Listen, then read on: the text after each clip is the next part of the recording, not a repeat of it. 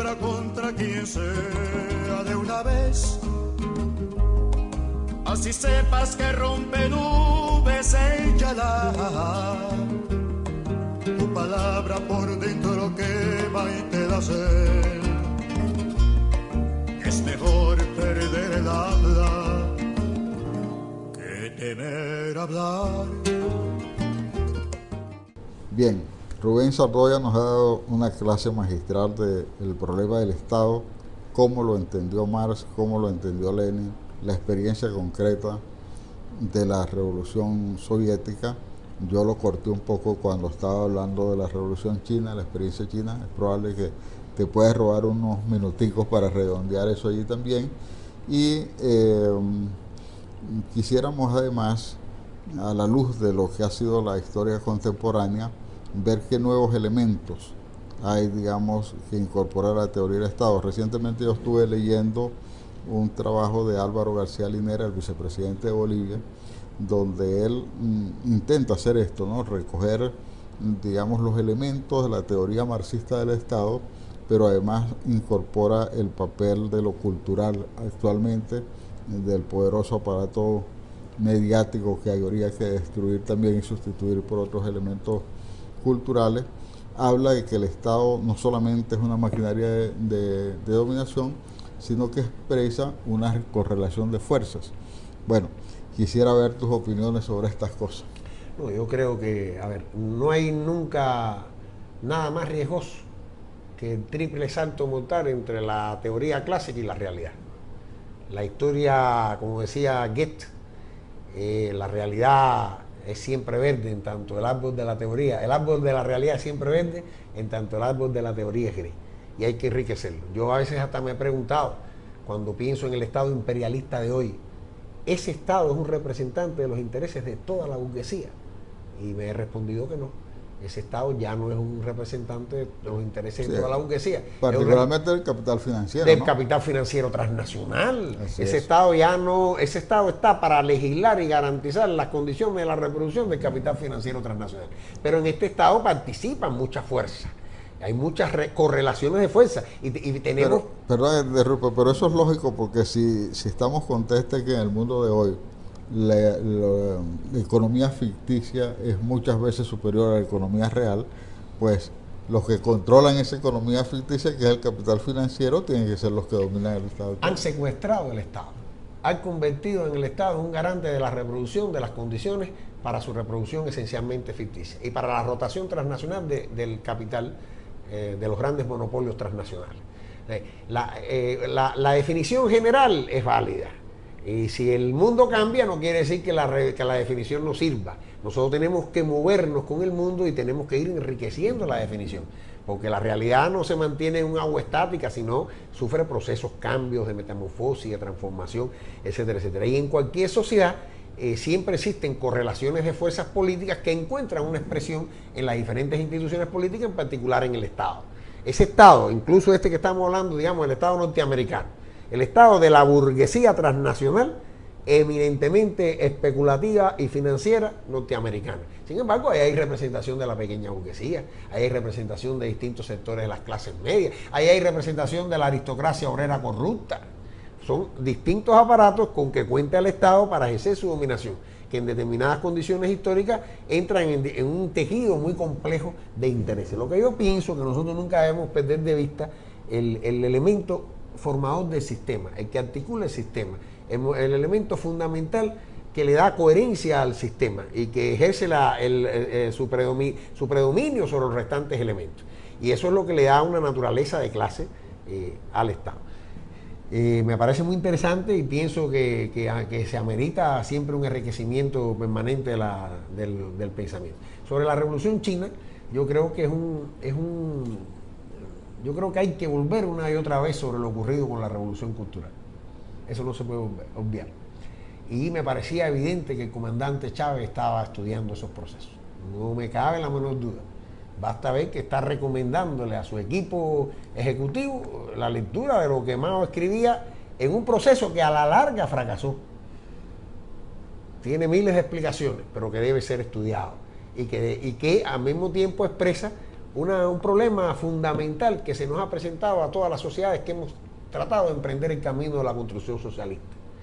Porque los eslabones de la cadena imperialista se rompen la cadena imperialista se rompe por sus eslabones más débiles, según la célebre idea de Lenin. Lenin en un momento habla de un eslabón de madera, y los eslabones más débiles, en un mundo que ya no puede ser considerado con un enfoque estrechamente nacional, que tiene que ser considerado con un enfoque internacional, transnacional, en un mundo en que se ha constituido una historia universal bajo la égida del imperialismo, en ese mundo el análisis tiene que ser de la cadena como un todo.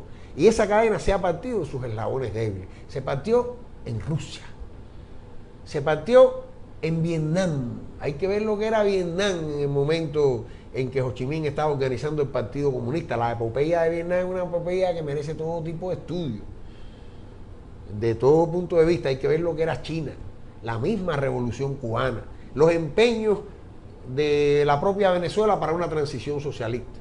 Países con un escaso desarrollo de fuerzas productivas, con un escaso desarrollo del proletariado, países en que los revolucionarios acceden al poder y tienen que enfrentar una colosal resistencia de una burguesía amparada por un imperialismo, por cerco, países agredidos de todas maneras. El caso de la revolución bolivariana, con la dificultad adicional de ser una revolución que aspira a ser una revolución pacífica.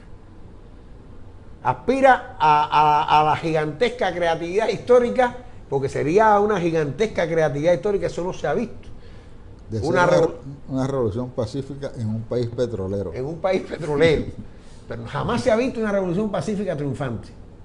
Porque es que la burguesía no se deja arrebatar su propiedad de gratis. Si yo trato a mi amigo América, que Dios me ampare, de arrebatarle la propiedad sobre sus lentes, yo me imagino que aquí hay una pelea. Aquí hay una pelea, no se deja. Entonces eso agrava más y pone cada vez en primer plano el problema del poder. El problema del poder, poder de quién y poder para quién, y quién lo ejerce, y quién decide, y en qué instancia. Nosotros no estamos hablando de un tránsito de un momento a otro, no estamos hablando de que ignoramos las dificultades y sabemos que tiene que ser un proceso cuidadoso, a paso, de progresiva transferencia de poder al único real ciudadano, que es el pueblo, que además ha aprendido a ejercer ese poder, ha ido aprendiendo a ejercer ese poder. Yo creo que eso es una tarea que dimana de las características de una revolución triunfante en las condiciones de un país de la periferia, un país subdesarrollado, ante el cual siempre se presenta el problema de la relación entre la economía y la política, la prioridad entre la economía y la política.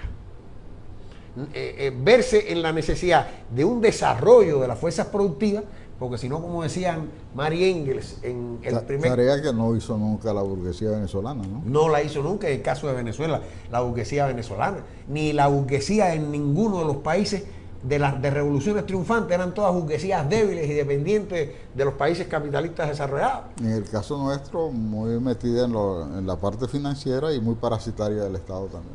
Rentista, sí. Rentista. Entonces te ves ante el dilema de que tienes que desarrollar las fuerzas productivas, porque si no, como decían Marx y Engels en el primer capítulo de la ideología alemana, lo único que tienes para repartir es la miseria, y al mismo tiempo crear nuevas formas de producción no sujetas a los dictados del capital. Eso es una obra de gigantesca creatividad histórica, y creemos que esa tiene que ser la obra de las masas populares. Solo el pueblo puede hacer eso. Esa no puede ser la obra, ni ha sido nunca, ni es posible pensarla de intelectuales encerrados en un gabinete o de políticos iluminados. Esa es la obra del pueblo. Creo que era la gran angustia finalmente de Chávez cuando él leía a Mesaros, cuando planteaba la superación de la civilización del capital, romper con la lógica. Es romper con una civilización y con una lógica. Y con una lógica. Además, cercados de capitalismo. En un mundo de capitalismo en crisis, en un mundo de un capital enfermo. Este no es el capital vigoroso, juvenil, el león de la época de Marx. Esto es un capital que hace agua por todos sus poros, y es como la fiera herida, que herida es infinitamente peligrosa. Es cuando es peligrosa. Bueno, usuarias y usuarios de TV Caricuao, de Radio Zamora Libre, hemos pasado una hora con Rubén Sardoya. en la cual hemos aprendido mucho, en la cual nos ha puesto sobre la mesa de debate un tema central de ser manejado por todo revolucionario, por toda revolucionaria, como es el tema del Estado y la necesidad de superar el Estado capitalista para poder afianzar la revolución. Muchas gracias a todas y todos ustedes y hasta la próxima discusión necesaria. Tu palabra contra quien sea de una vez, así sepas que rompe nubes, échala. Tu palabra por dentro quema y te da sed. Es mejor perder el habla que temer hablar.